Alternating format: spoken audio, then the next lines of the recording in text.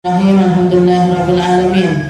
Wassalatu wassalamu ala ashrafil anbiya'i wal mursalin wa ala alihi wa sahbihi ajma'in. Subhanaka la ilma lana illa ma 'allamtana innaka antal alimul hakim. Rabbi shrah li sadri wa yassir li amri wahlul 'uqdatam min lisani yafqahu qawli. Amma ba'd. Alhamdulillah ala ni'matil Islam, alhamdulillah ala ni'matil iman, wa kafa biha min ni'mah. Alhamdulillah, segala puji bagi Allah Subhanahu wa ta'ala yang menyempurnakan kesehatan kita, yang ngasih keindahan berupa iman dan juga takwa, yang memberi kesempatan bagi kita untuk sholat serta puasa, yang memberi kita kesempatan untuk berhari raya serta bermaaf-maafan, untuk membersihkan hati kita bersama sebagai syarat diterimanya sebuah amal dari Allah Subhanahu wa ta'ala. Innallaha jamil la yaqbalu illa jamilan. Allah ta'ala maha indah, tidak menerima sebuah amal kecuali yang indah-indah. Yang diterima puasanya oleh Allah ta'ala adalah mereka-mereka yang berpuasa dengan sebenar-benar puasa dan dengan penuh keseriusan ingin mempersembahkannya kepada Allah Subhanahu wa ta'ala. Makanya Allah ta'ala tidak nerima puasanya hamba yang tetap bohong. Allah ta'ala tidak nerima puasanya hamba yang tetap benci. Allah ta'ala tidak nerima puasanya seorang hamba yang tidak tulus minta maaf ataupun memaafkan sesamanya. Semoga Allah Subhanahu wa ta'ala memberikan kita keindahan amal puasa dan bersedia untuk menerimanya. Memperindah amal-amal kita selanjutnya sehingga Allah ta'ala berkenan untuk memberi kesempatan kepada kita untuk ketemu sama Ramadan berikutnya. Bisa tarawih lagi, bisa puasa lagi, bisa tadarusan lagi, bisa ngaji terus, bisa maaf-maafan terus, sampai ujungnya adalah ketika Allah Subhanahu wa ta'ala ngambil nyawa kita dalam keadaan ruh yang terindah, dalam keadaan ruh yang terwangi, dalam keadaan ruh yang paling bagus, sehingga siap, sehingga pantas untuk bersanding dengan Nabi kita, Nabi Muhammad sallallahu alaihi wasallam. Karena Nabi Muhammad itu ganteng luar biasa. Dohirnya ganteng, ruhnya tambah berlipat-lipat gantengnya. Makanya kita gantengin, jangan ganteng ya, wong ibu-ibu. Kita mengayukan ruh kita. Kalau fisik ini jatah, Bu. Nggih. Gennya kita kayak gimana, wong Jawa nggih raine Jawa. Nggih. Bapak ibu pesek, anake mancung malah bingung. Nggih to. Bapak ibunya sawo mateng, anaknya putih luar biasa. Iki anake sapa? Malah bingung. Nggih to. Jadi kalau rupa kita atau fisik kita, nggih, kalau fisik kita itu jatah yang dijatahkan oleh Allah Subhanahu wa ta'ala, nggih. Kalau dikasih cantik, dikasih ganteng, gimana dia menggunakan kecantikan dan kegantengannya itu biar jadi hamba-hamba yang diridhoi oleh Allah Subhanahu wa ta'ala. Tapi yang lebih penting dibandingkan fisik yaitu ruh kita. Nabi Muhammad itu ganteng, sing jejer-jejer sama Nabi Muhammad juga mereka-mereka yang ruhnya ganteng-ganteng, yang ruhnya cantik-cantik. Makanya ketika Nabi Muhammad SAW begitu diizinkan oleh Allah Subhanahu wa ta'ala untuk masuk ke dalam surga, pertama kali begitu pintu surga kuncinya dipegang sama Nabi dan dibuka kunci tersebut, Rasulullah masuk ke dalamnya. Rasulullah melihat ke kanan, ngelihat ibu-ibu, ngelihat ke kiri, ngelihatnya juga ibu-ibu. Ibu-ibu kondi, iki mak-mak dari mana? Jamaah Al-Wasilah nanti.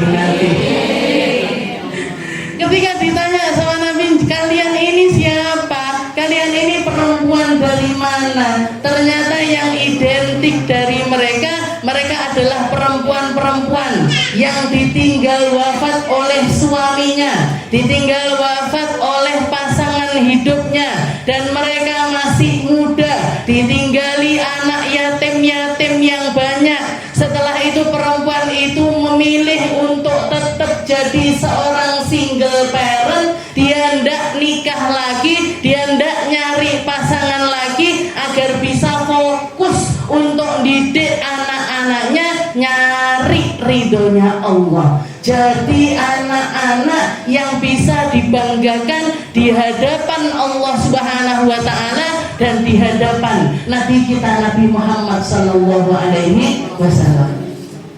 Ternyata perempuan ini adalah kafilatul yatim. Kalau di dalam hadis yang lain Rasulullah mengatakan ana wa kafilul yatim kahatain. Saya sama orang yang ngopeni anak-anak yatim kayak gini nanti tempatnya di dalam surga. Gandeng-deng, deket sekali. Mulai dari dibangkitkan sudah deket. Mulai dari buru tempat di surga juga dekat, rumahnya dekat. Jadi tetangga-tetangganya Nabi Muhammad sallallahu alaihi wasallam. Tapi ternyata yang jadi kafilul yatim, yang jadi perawat anak yatim, gak harus anak yatimnya orang lain, bahkan anak yatimnya sendiri pun lek diopeni dengan bagus, dididik dengan bagus, ditumbuhkan dengan cara yang indah, nyari harta yang halal, ngopeni dengan cara yang benar, diopeni pergaulannya, diopeni pertemanannya, diopeni akhlak dan adabnya, diopeni ketauhidannya, keimanan serta keislamannya kepada Allah Subhanahu wa taala, dididik dengan pendidikan yang sangat luar biasa. Maka dikatakan mereka adalah orang-orang yang langsung nyusul Nabi Muhammad begitu menginjakkan kaki di dalam surganya Allah Subhanahu wa taala. Ya, kayak gitu. Jadi kalau misalkan kita itu nyari informasi, nyari pengetahuan, jangan cuman setengah-setengah, kita sempurnakan. Ngaji itu jangan pedot-pedot, lek longgar ngaji, lek ra longgar yo ndak ngaji. Lek pas semangat ngaji, ndak semangat ndak ngaji. Itu informasinya pudel-pudel, itu informasinya nanti setengah-setengah. Katanya Nabi Muhammad perempuan akeh-akeh neng neraka. Ndak kabeh, Yang pertama kali masuk ke dalam surga juga perempuan, yang dipersilahkan oleh Allah taala untuk masuk dari pintu manapun surga yang mereka inginkan juga adalah seorang perempuan. Laki-laki tidak dapat jatah yang semacam itu.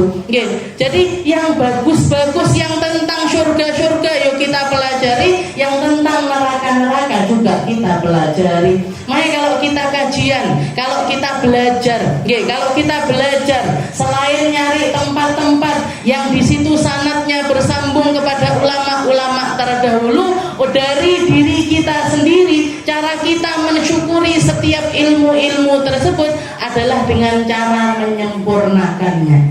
Sebagaimana jenengan puasa disempurnakan 30 hari atau 29 hari, kita sempurnakan juga keilmuan kita, kita sempurnakan juga amaliyah kita sempurnakan juga sedekah kita sempurnakan bacaan Al-Quran kita sempurnakan semua titipan-titipan Allah Subhanahu wa taala ini, kita maksimalkan agar bisa jadi tali-tali kita untuk nyampe kepada Allah Subhanahu wa taala. Agar nyampe sama Allah, biar nyampe kepada Rasulullah, biar Allah taala tahu ini saya ya Allah, beramal dengan amal ini, berusaha dengan usaha yang ini, belajar di tempat-tempat ini. Kenapa? Untuk apa? Bagaimana caramu? Apa niatanmu? Semuanya karena Allah Subhanahu wa taala, disempurnakan. Nah, kalau ada orang nanya ki ngaji ki sampai kapan? Sampai mati. Belajar ini sampai kapan? Sampai mati. Bahkan kalau misalkan kita diuji sama Allah Ta'ala sakit, ketika kita sakit tidak bisa hadir, atau jenengan punya kerepotan di rumahnya, misalkan mantu, atau harus keluar kota karena ada hajat dan lain sebagainya, tetap sambungkan hati dengan majelis ini agar apa? Agar kita tetap tercatat sebagai orang-orang yang ada dan masuk di dalam komunitas ini, masuk di dalam komunitas ini, komunitas yang insya Allah akan nyampaikan kita kepada Allah Subhanahu wa Ta'ala. Seperti ketika Abi Ihya ngasih nama, majelis ini dikasih nama Al-Wasilah. Apa wasilah itu? Wasilah, penyambung, penyambung, lantaran, mugi-mugi lantaran duduknya kita di sini, duduk lagi nanti kita di dalam surganya Allah Ta'ala. Ngeleng-ngeleng bu, awake dhewe biyen jamaahan isya bareng-bareng. Oh yo, jenengan tahu rukuwe misle ngene misalkan jenengan tahu tengah-tengah sholat apa namanya kakinya kelihatan, ingat tentang amal-amal indah kita di dunia, usaha-usaha kita ketika ngaji di dunia, diinget-inget lagi nanti di dalam surga. Dan omongannya penduduk surga semuanya indah, kata-katanya penduduk surga semuanya tidak ada yang menyakitkan, tidak ada lagi kata-kata kotor, tidak ada lagi yang namanya sakit hati, tidak ada lagi yang namanya kata-kata kasar, tidak ada lagi kata-kata yang bikin orang ini sakit hati. Itu sudah tidak ada lagi di dalam surganya Allah Subhanahu wa Ta'ala. Kita lanjutkan pembahasan kita di dalam kitab Risalatul Mu'awanah, karya dari Al-Habib Abdullah bin Alawi Al-Haddad Al-Hadrami Asy-Syafi'i rahimahullahu ta'ala, wa nafa'ana bihi wa bi ulumi fid dharain amin. Faslun wa 'alaika bil 'adli fi ra'iyatikal khassah wal 'ammah wa kamalul hifdz wa tafaqqud laha. Di dalam bab ini setelah kita menyelesaikan, sebelum Ramadan kita bahas tentang amar ma'ruf nahi mungkar, tajassus dan lain sebagainya. Sekarang beliau Habib Abdullah bin Alawi Al-Haddad mengajarkan kepada kita satu bab, wa 'alaika bil 'adl, dan hendaknya engkau wahai seluruh umat muslim, wahai seluruh umatnya Nabi Muhammad sallallahu alaihi wasallam, untuk menerapkan yang namanya keadilan, sing adil, yang rata, yang rata, yang adil. Kalau kamu mau jadi orang-orang yang terhormat, kalau kamu mau jadi orang-orang yang dicinta, kalau kamu mau jadi orang-orang yang diangkat derajatnya oleh Allah Subhanahu wa Ta'ala, berlakulah adil di dalam setiap keadaan. Al-khassah wal 'ammah, yang khusus untuk dirimu sendiri maupun yang umum untuk orang lain. Nabi kita Nabi Muhammad sallallahu alaihi wasallam itu terkenal sebagai seseorang yang paling adil. Dohirnya adil, batinnya juga adil. Bahkan para sahabat pernah ngitung ketika duduk bermajlis bersama Nabi Muhammad sallallahu alaihi wasallam, beliau itu misalkan di satu kajian, di satu majlis ada 10 orang sahabat yang duduk di hadapan Rasulullah sallallahu alaihi wasallam, pandangannya Nabi ke 10 sahabat tersebut, bahkan sampai kalimat-kalimat yang beliau lontarkan kepada 10 orang tersebut semuanya sama rata. Kabeh didelok siji-siji sama Nabi Muhammad, didoakan satu-satu, ditanyakan kabarnya satu-satu. Seperti itu perhatiannya Rasulullah Shallallahu Alaihi Wasallam. Makanya beliau itu sampai dicinta oleh para sahabat sedemikian rupa. Perhatiannya luar biasa, doanya luar. Jadi pandangannya Nabi ke kanan, ke kiri, ke semua sahabat itu roto. Dihitung sama para sahabat, ke kanan sekian, ke kiri sekian, ke depan sekian.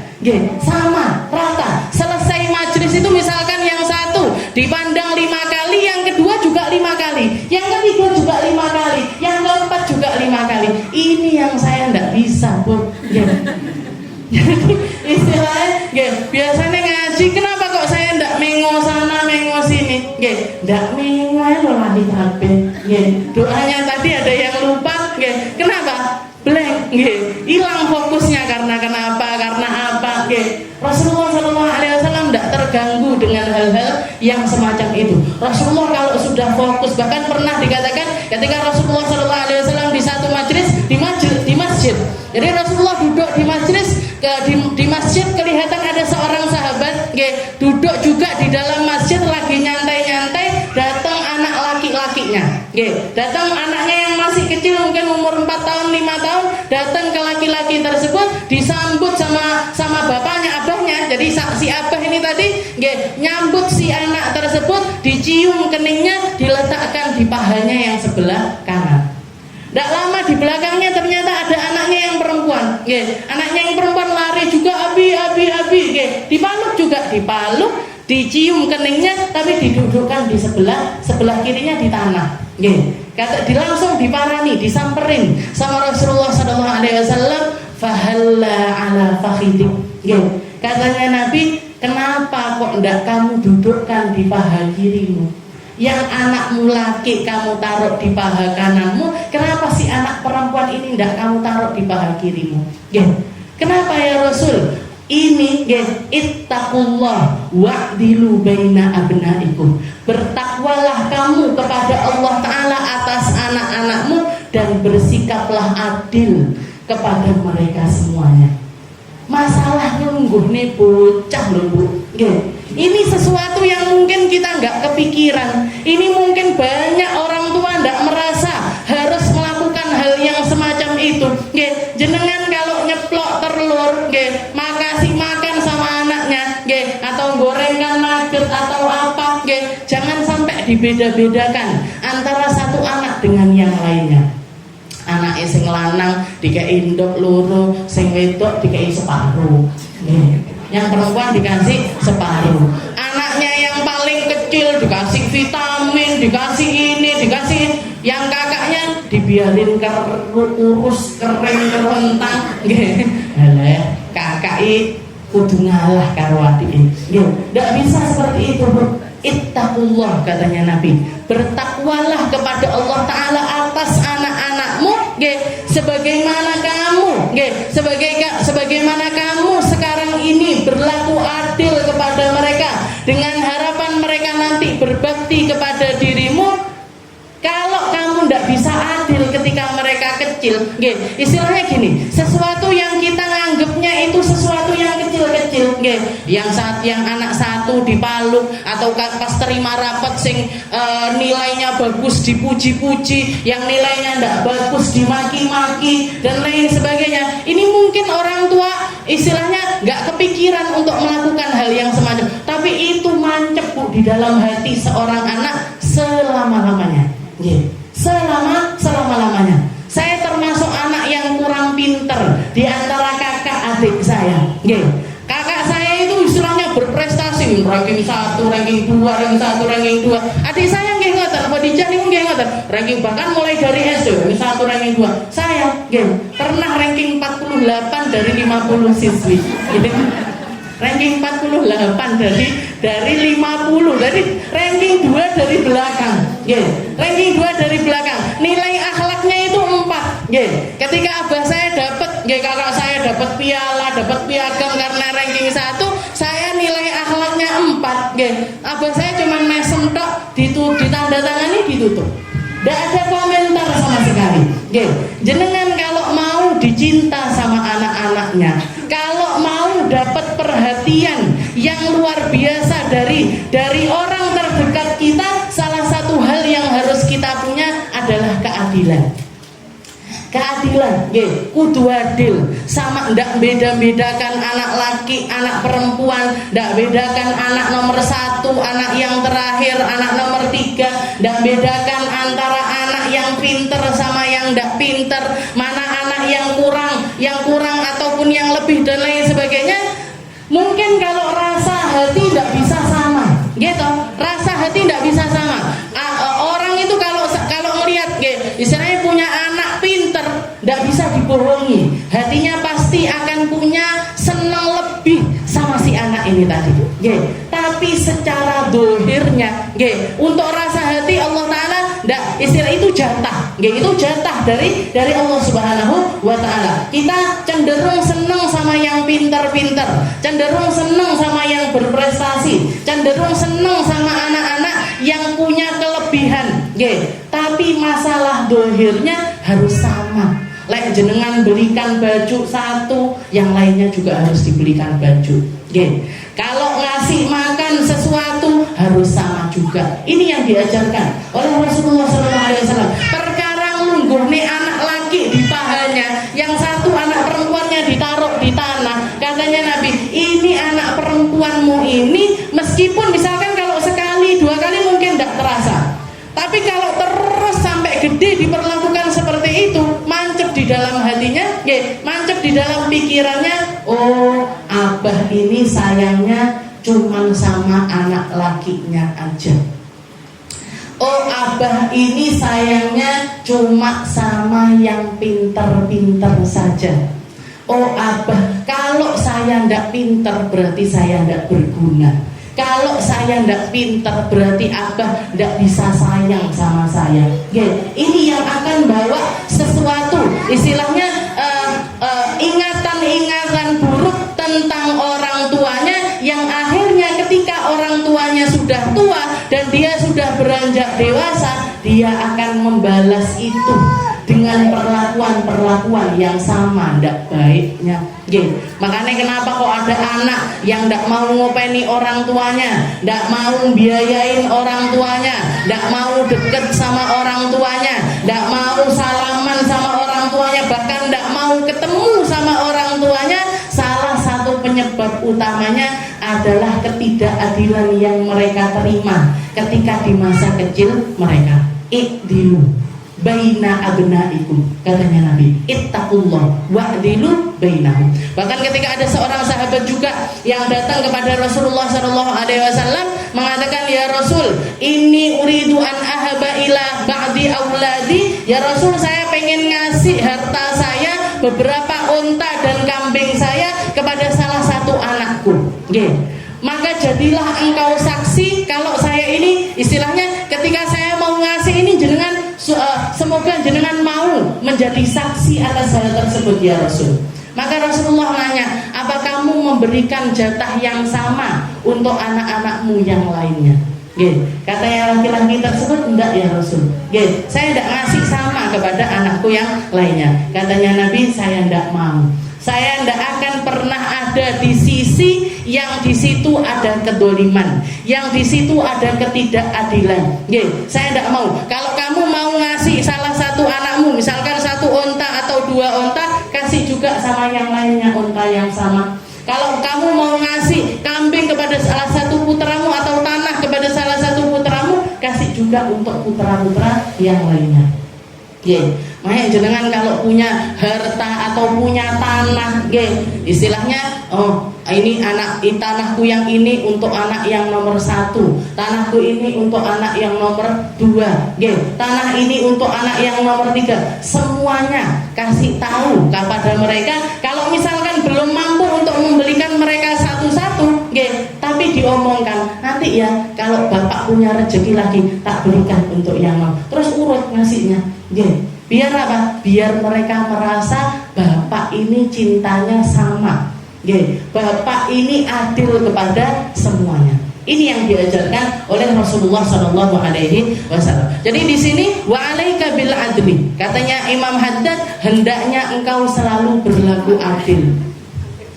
Keadilan ini, bahkan dikatakan oleh para ulama kita, sebagian ulama kita mengatakan innallaha yansurud daulatal kafiratal adilah ala daulatil muslimatal zalimah. Allah Ta'ala lebih memenangkan, yang akan dimenangkan oleh Allah Ta'ala adalah satu kedaulatan atau satu negeri yang di situ diterapkan keadilan, walaupun isinya adalah orang-orang kafir, dibandingkan satu kelompok yang di situ, satu daulah atau satu negara yang di situ kedoliman ada di mana-mana, meskipun isinya semuanya adalah para muslim mukmin.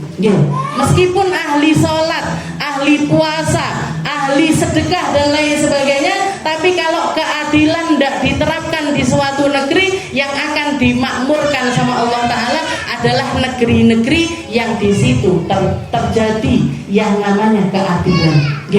Adil. Makanya lek didelok negerinya kita ini kenapa kok seperti ini? Negerinya kita ini kok koyok istilahnya kesulitan di mana-mana, ekonomi sulit, pendidikan sulit dan lain sebagainya. Yang salah di mananya? Kenapa kok kalah sama negeri-negeri kafir? Negerinya orang-orang yang tidak beriman kepada Allah Ta'ala. Kok mereka bisa maju? Kok mereka bisa ekonominya unggul? Kok mereka bisa jadi pemimpin dan lain sebagainya? Salah satu hal utama yang terjadi adalah adanya keadilan di negeri-negeri tersebut. Jadi kalau kita mau benahi negeri ini, kalau kita mau benahi keadaan negeri kita, yang harus kita terapkan ini apa? Keadilan. Keadilan. Jenengan adil mulai dari diri sendiri, mulai dari diri kita sendiri, mata kita, hidung kita, mulut kita, telinga kita, tangan, kaki kita, gunakan semuanya secara adil.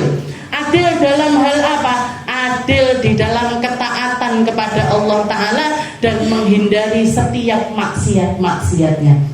Ini yang namanya adil secara khas, khusus untuk pribadi kita masing-masing.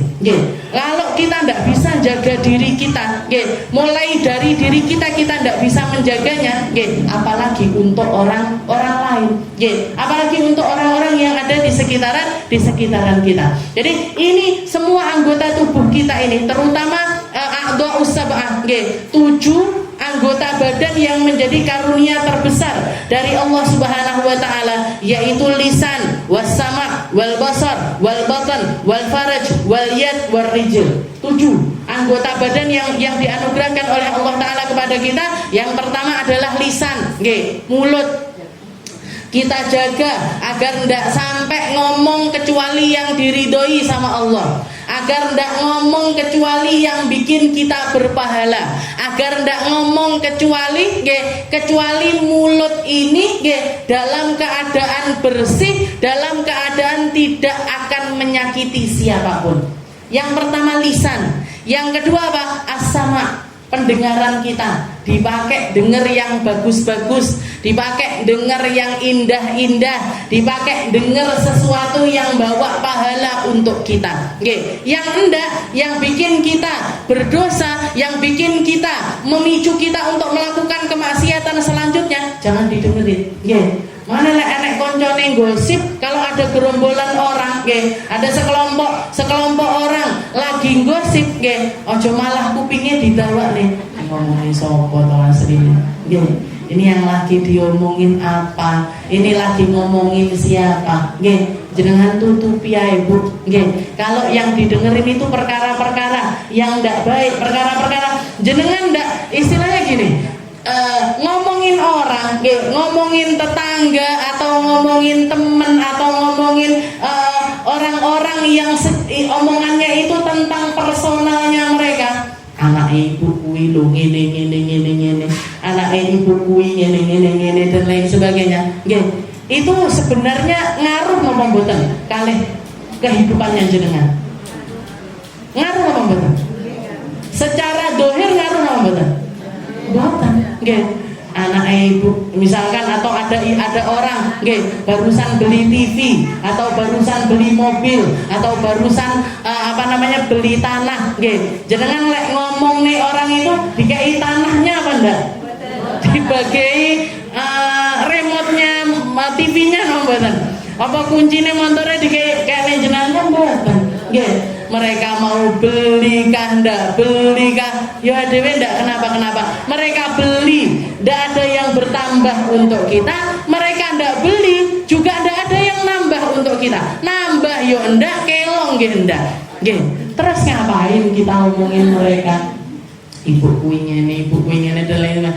Istilahnya sesuatu yang tidak ngaruh untuk agama kita ataupun untuk kehidupan dunia kita, tidak perlu diomongkan, tidak perlu didengarkan juga, tidak perlu diomongkan, tidak perlu kita mendengarkan hal-hal yang semacam itu, tidak perlu, kecuali kalau memang perkara-perkara itu manfaat untuk kita, kecuali kalau memang perkara itu manfaat untuk kita. Kayak misalkan jenengan mau buka warung, jenengan deketin temennya yang sesama punya warung, asline piye to, saya juga mau pengen buka usaha juga di kampung saya, pengen usaha, kamu kok sukses kayak gini, rahasianya apa?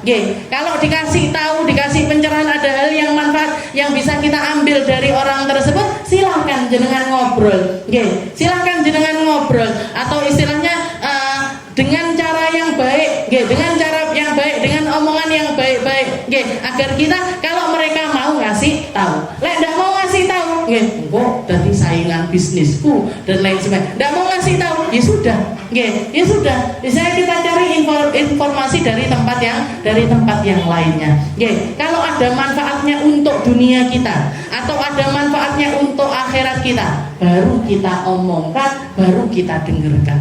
Enggak usah bu, niku nambahi beban, mendingan jenengan ngapalne surat Al-Adiyat, mendingan jenengan ngapalkan surat Al-Asr, mendingan jenengan ikut majelis tashili, biar bisa ngomong biar bisa ngomong tok, biar bisa ngomong dok dan lain sebagainya, bisa beda nih sin shin ta dan lain sebagainya. Mendingan kita sibukkan diri kita dengan hal-hal yang semacam itu, yang jelas bawa manfaat untuk akhirat kita.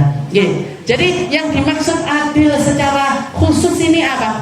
Terutamanya adalah 7 anggota ini tadi. Lisan, telinga, mata, perut, kemaluan, tangan, sama kaki. Ini 7 anggota yang diizinkan oleh Allah Ta'ala untuk taat kepada kita selama kita masih hidup. Selama kita masih dikasih kesempatan di atas muka bumi ini, 7 anggota ini sakharallahu lana. Allah Ta'ala menjadikan mereka tunduk sama kita. Kita pengen ngomong A, keluar A. Kita pengen dengerin apa, kedengeran. Kita pengen tangan kita mau ngapain, ini manut. Kaki kita juga seperti itu. Selama kita di dunia, sama Allah Ta'ala dikasih kesempatan mereka untuk tunduk kepada kita. Tapi jangan salah bu, setiap kali kita melakukan maksiat, setiap kali kita melakukan maksiat, lisanul hal, atau kalau misalkan anggota 7 kita ini bisa ngomong, dia itu selalu mengingatkan kita dengan kalimat ittaqillah, bertakwalah kamu kepada Allah.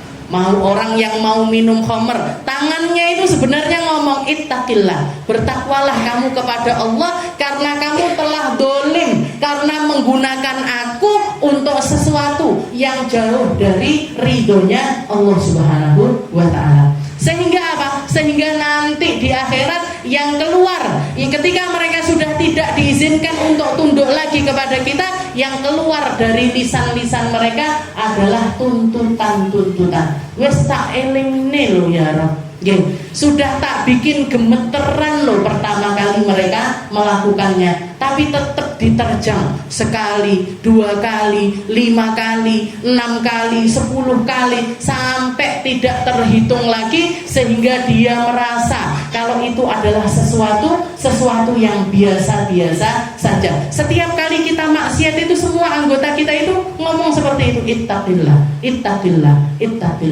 bertakwalah kamu kepada Allah. Baru nanti bisa ngomong beneran, ketika hari dimana Allah Ta'ala ngunci lisan, tapi yang anggota yang lainnya disuruh untuk ngomong, yang diomongkan, yang dikeluarkan itu kalau bukan tuntutan, ya bilaan.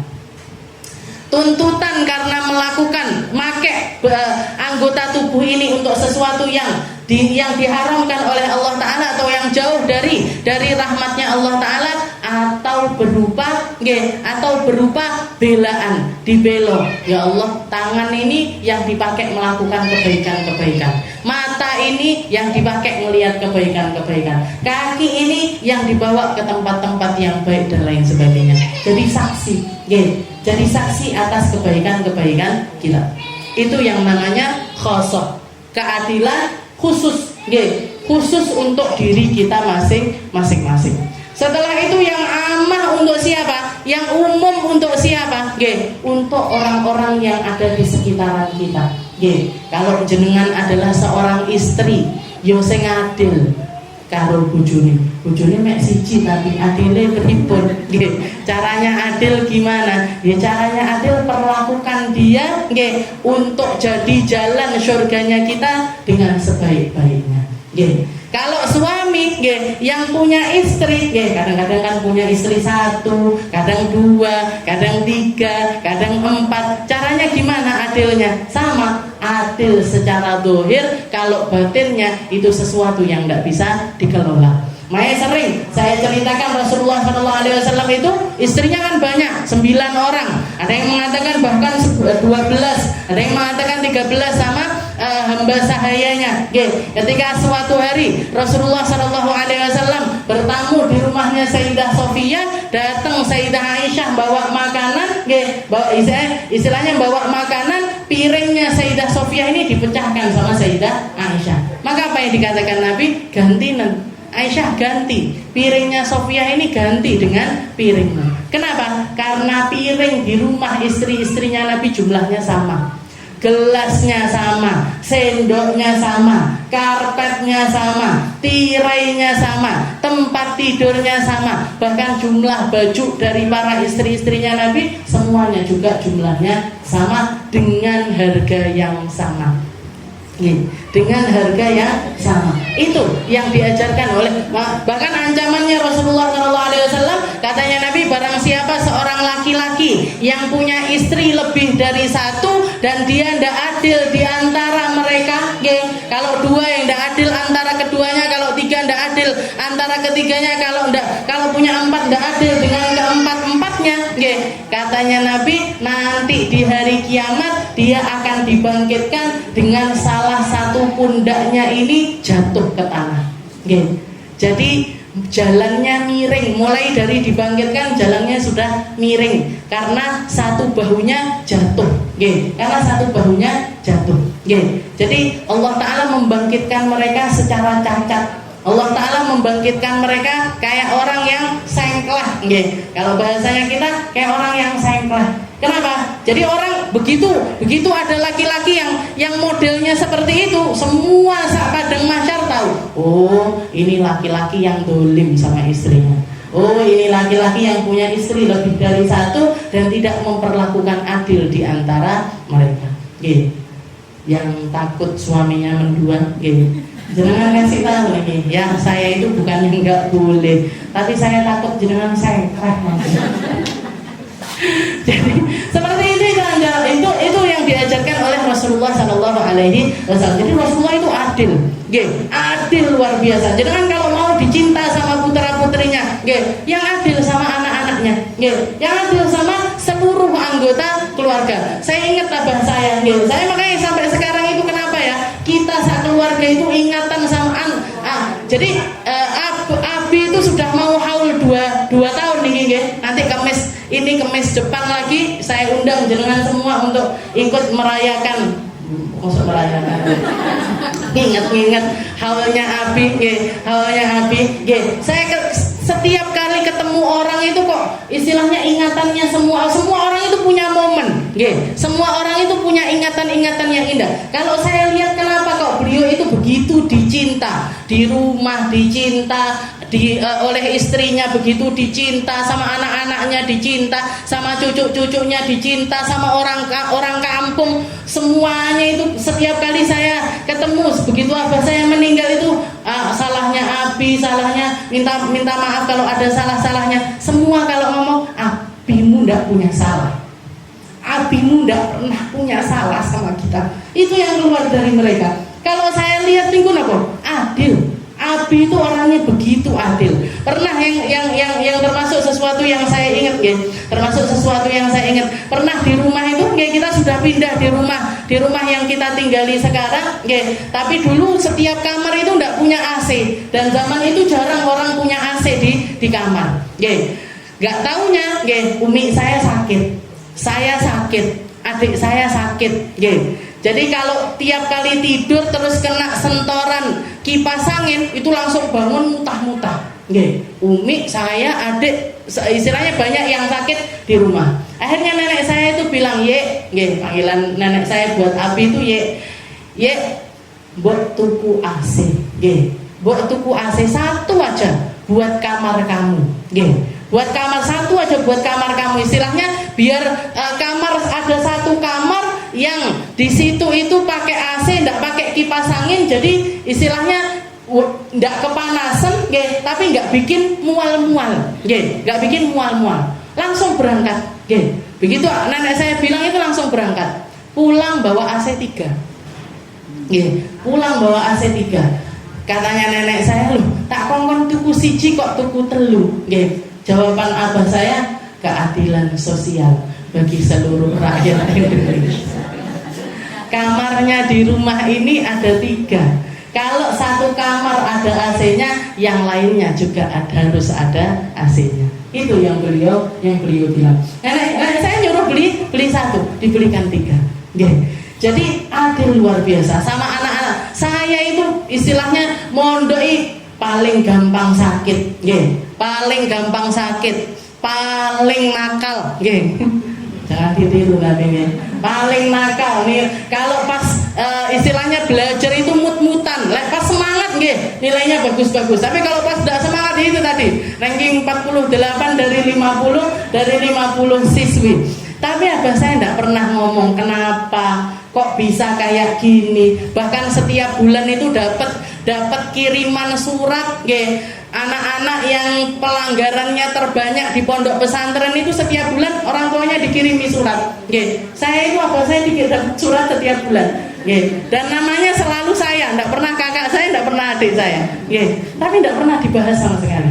Tidak pernah dibahas kakakmu pinter ini, tidak pernah. Wah, adikmu kayak gini, tidak pernah. Tidak pernah sama sekali. Jadi istilahnya gini, ingatan saya tentang abah saya semuanya baik, semuanya indah. Apresiasinya beliau sama anak-anaknya luar biasa. Ketika saya masih kecil ini, Bu, ketika saya masih SD, setiap hari Minggu, setiap hari Minggu dijak dolan. Kalau tidak keperigi, dua zaman dulu belum ada gemah, belum ada mana-mana, belum punya mobil, nyewa, istilahnya keperigi, kalau enggak gitu ke Pagora di Kediri, masih belum punya mobil itu nyewa beliau. Karena abah saya enggak tiba-tiba, Bu, enggak dari dulu, istilahnya kayanya bukan kaya turunan, bahkan kakek saya itu abah saya cerita 26 tahun enggak bisa mudik ke Banjarmasin karena enggak punya uang. Ibunya meninggal enggak bisa pulang, kakaknya meninggal gak bisa pulang, adiknya meninggal gak bisa pulang, 26 tahun. Bahkan nenek saya bilang, "Kakekmu, saya pernah hidup sama kakekmu sekitar 5 periode atau 6 periode ndak mampu bayar zakat. Zakat fitrah itu ndak mampu, Bu. Berarti malam lebaran beras ndak ada, uang ndak ada. Malam lebaran hari raya Idul Fitri itu beras ndak ada, uang juga ndak ada. Abah saya ndak tiba-tiba, ndak tiba-tiba ujuk-ujuk dadi wong sugih mboten. Semuanya berkat usahanya, semuanya berkat kegigihannya, semua berkat dari takdir yang Allah Subhanahu wa taala ingin takdirkan kepada beliau. Tapi kesan-kesan yang pengen ditinggalkan sama semua orang itu pengennya yang baik-baik. Bahkan prinsipnya beliau, kalau bisa ninggal baik, kenapa harus ninggal yang enggak baik? Kalau bisa ngomong baik, kenapa harus ngomong enggak baik? Kalau bisa diingat baik, kenapa harus diingat sebagai orang yang enggak baik? Makanya beliau itu memperlakukan sama karyawannya adil, sama tetangga adil, sama orang sekitar adil, adil. Jadi adil ini nempatkan sesuatu sesuai dengan porsinya. Kalau misalkan kita ngambil istilahnya manfaat dari seseorang, beliau tidak akan pernah mau, kecuali menyelesaikannya dengan bayaran yang sepantasnya untuk orang tersebut. Dibayar dengan yang sepantasnya, walaupun sama temennya, walaupun sama sahabatnya, kalau memang harus bayar, ya dibayar. Nggak pengennya dibayari terus boten. Beliau memilih untuk menjadi orang yang seperti itu, adil. Ini yang akan bikin tatanan kehidupan itu indah. Makanya jangan eman. Bu, jenengan ketika keluar uang untuk bayar mobil, misalkan kayak jenengan mau pergi kemana, mau rutinan ke rumah atau mau ziarah kemana, terus ada iurannya 50.000, iurannya 100.000, iurannya 150.000 dan lain sebagainya. Jangan pernah ngarep dibayari, tapi berusahalah untuk bisa bayar. Lek pancen ndak iso gimana? Lek pancen ndak iso, ndak usah melok. Kalau memang ndak bisa, mendingan ndak usah ikut. Biar apa? Biar jenengan jadi orang yang hatinya itu luar biasa dipandang oleh Allah Subhanahu wa taala, sehingga ndak nyandar kepada siapapun. Ndak nyandar sama siapa-siapa. Terhormat Bu jenengan. Bakalan jadi orang yang terhormat. Saya kalau mampu saya bayar, kalau saya ndak mampu saya ndak akan memaksakan. Saya kalau bisa saya akan ikut. Kalau saya memang ndak bisa saya ndak usah ikut juga, ndak apa-apa. Muga-muga enek rezekine. Muga-muga ada kesempatan yang lainnya. Kayak gitu Bu. Terhormat. Jadi apa saya seperti itu. Jadi sama temennya sendiri disupiri. Disupiri dari Tulungagung ke Surabaya, pulang dibayari. Rata-rata supir kalau sehari berapa? 100.000, 150.000, ya sudah dikasihkan. Dibayari sama beliau. Jadi ndak ninggal kesan buruk. Ndak ninggal kesan buruk kepada siapapun. Ini intisari dari keadilan. Yang bagus sama tetangga. Ajarannya Nabi semuanya seperti itu. Sayyidah Aisyah ketika masak katanya Nabi, tambahi kuahnya, tambahi. Kalau ada isinya ya tambahi isinya. Buat apa ya Rasul? Bagikan sama tetangga-tetangga kita yang sudah nyium aroma makanan yang kamu masak ini. Berarti bendino kudu bagi-bagi. Boten ya. Koyok jenengan bendino enek napa niku berkatan malian gitu. Jadi sekiranya sekali waktu kalau misalkan punya rezeki lebih, jangan masak yang banyak, dan bagikannya yang adil. Wi sing seneng gaene ngrasani aku ra tak kene. Sing apik-apik to sing dikeki, sing gaene rasan-rasan ndak dikeki jangan. Yang biasa rasan-rasan ini kalau jenengan sering ngasih, makanya orang-orang tua kita dahulu prinsipnya niku pager mangkok itu jauh lebih kuat dibandingkan pager besi. Pager makanan itu jauh lebih kokoh dibandingkan jenengan kalau bikin pager besi. Kalau kita tidak baik sama orang-orang sekitar kita, temboke awake dhewe dawur, istilahnya rumah kita besar, tinggi, temboknya tinggi, pagernya tinggi dan lain sebagainya, tapi orang-orang sekitar kita semuanya benci sama kita, tidak senang sama kita, ada apa-apa sama rumah kita, mereka tidak akan pernah mau nolong. Beda sama orang-orang yang serawung, yang baik, yang sukanya bagi-bagi, yang loman dan lain sebagainya. Tidak diminta pun mereka akan datang untuk menolong kita. Kita punya hajat, mereka datang. Apa butuh bantu apa? Saya bisa rewang apa? Nah, gone wong-wong yang seperti itu karet gitu. Istilahnya tidak ada kehormatannya sama sekali. Meskipun dia orang kaya raya sekalipun, meskipun seorang pejabat sekalipun, tidak akan ada kehormatannya di sisi manusia yang ada di sekitarnya. Kalau adil sama tetangga yang adil, sama anak-anak yang adil, sama cucu-cucu yang adil. Sama cucu-cucu jenengan yang adil. Cuma cucunya anak yang kaya-kaya tok disayang-sayang, yang anaknya yang ekonominya tidak bagus tidak disayang-sayang, jangan. Nggih, jangan ittaqullah fi abnaikum. Katanya Nabi, bertakwalah kepada Allah Ta'ala tentang anak-anakmu, tentang cucu-cucumu. Bukankah kamu pengen kebaikan dari mereka semuanya? Bukankah ketika mereka dewasa nanti kamu pengen dibaikin sama mereka semuanya? Mereka sama-sama anakmu, mereka sama-sama anak cucumu. Maka yang baik sama mereka, tinggalkan kebaikan, maka mereka akan mengembalikan, istilahnya akan nimbal balik kebaikan untuk diri kita juga. Birru aba'akum tabirrukum abna'ukum. Yang baik sama orang tua kita, anak-anak kita akan jadi anak-anak yang baik. Yang baik sama anak-anak, anak-anak itu nanti ketika dewasa juga akan jadi anak-anak yang baik untuk kita. Berapa banyak masalah yang terjadi karena hal yang semacam ini, karena ketidakadilan antara anak, karena ketidakadilan antara cucu, anak sing pinter-pinter tok yang dipuji-puji, yang tidak terlalu pinter tidak dipuji, ternyata yang tidak pinter ini lebih sukses dibandingkan yang pinter. Akhirnya mereka walau sama orang tuanya jadi benci, istilahnya tidak mau baikin, ngomong yang nggak baik tentang orang tuanya dan lain sebagainya. Karena apa?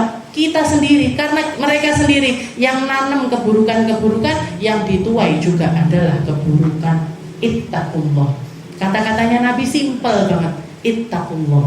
Bertakwalah kepada Allah Ta'ala tentang anak-anakmu, yang bahkan masalah duduk di pangku pun diajarkan oleh Rasulullah SAW. Jadi sahabat tersebut yang anak lakinya didudukkan di kanan, anak perempuannya ditaruh di bawah, setelah ditegur sama Nabi ditaruh di pahanya. Jadi yang kanan di paha kanan, yang laki di paha kanan, yang perempuan di paha kiri. Setelah itu Rasulullah baru tersenyum sambil mengatakan, al-an qad adalta. Sekarang kamu sudah adil tentang anak perempuan ataupun anak laki-laki. Itu ajarannya Rasulullah Shallallahu Alaihi Wasallam. Fa inna Allah Ta'ala innama khalaqaha laka lituti'ahu biha wa hiya min ajalli ni'amillahi alaih wa syukruha an tuti'ahu. Jadi yang namanya adil ini fi ra'iyatikal khassah wal ammah, yang khusus yaitu tentang anggota badan kita juga harus adil. Lebih-lebih lagi adalah tentang orang-orang yang ada di sekitaran kita.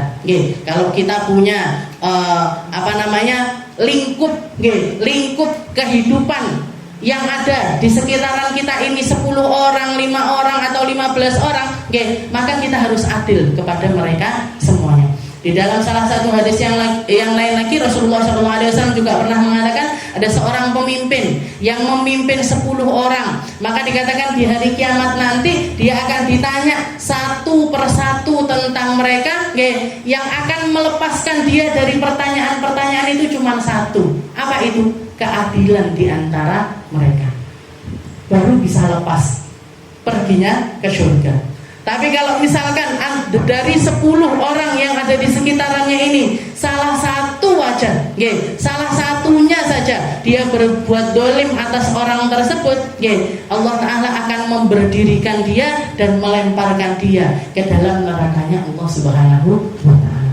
Jadi kebaikan yang banyak 10, yang tidak adil 1 orang, kita akan dibalas tentang kedoliman 1 orang ini tadi, sehingga dicuci di dalam neraka dulu, baru setelah itu dimasukkan ke dalam surga. Yang bisa melepaskan kita untuk masuk ke dalam surga secara langsung apa? Keadilan di antara mereka. Sama anak buah yang adil, sama tetangga baik yang rata. Ndak usah pilih-pilih. Ojo pilih-pilih. Tapi aku cocokku karo sing kuwi tok. Ya, ini wow, secara batin kita mungkin tidak bisa sama, tapi secara dohir harus sama. Kayak jenengan punya hajat bagi-bagi, kabeh dikei. Atau kalau mau Ramadan biasanya napa niku? Napa yang dibagikan sebelum megengan, jangan misalkan bagi-bagi megengan, kabeh dikei ibu, jangan pilih-pilih. Sing kuwi ndak, sing iki ngomong, sing kuwi ndak. Atau jenengan punya hajat mantenan, istilahnya seperti itu, mantu, jenengan mantu diundang semuanya. Ojo pilih-pilih sing diundang, sing sugih-sugih tok, sing amplope akeh sing tak undang, sehingga tidak diundang jangan. Yang adil di dalam hal-hal yang dohir semacam itu. Yang batin, itu urusan kita. Dengan Allah Subhanahu wa Ta'ala, itu jatah yang Allah Ta'ala berikan, masing-masing berbeda, masing-masing berbeda. Tapi yang keluar ini harus sesuatu yang sama. Wallahu a'lam bishawab. Insyaallah kita lanjutkan di pertemuan yang selanjutnya.